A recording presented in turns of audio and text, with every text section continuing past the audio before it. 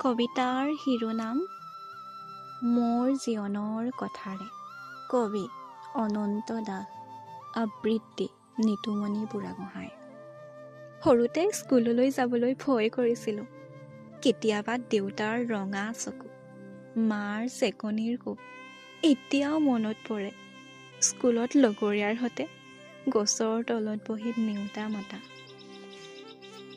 সূৰ্য উদয় হোৱাৰ লগে লগে শাওণ মাহত দেউতাই শালখন লৈ পথাৰলৈ যায়। কেতিয়াবা প্ৰবল বানপানীয়ে ধানবোৰ উটুৱাই লৈ যোৱাৰ দুখত মায়ে আমাৰ ভৱিষ্যতৰ কথা ভাবি নিজানত অকলে কান্দি উঠে। কেতিয়াবা দিনটো একো নোখোৱাকৈয়ে আছিলোঁ। পোৱা নাছিলোঁ বিপদৰ সময়ত কাৰোৰে সহায়। হাঁহৰ কণী বেচি পোৱা টকাৰে পঢ়িবলৈ কিতাপ কিনি দিছিলে। এফালে অভাৱ, আনফালে জীয়াই থকাৰ সংগ্ৰাম।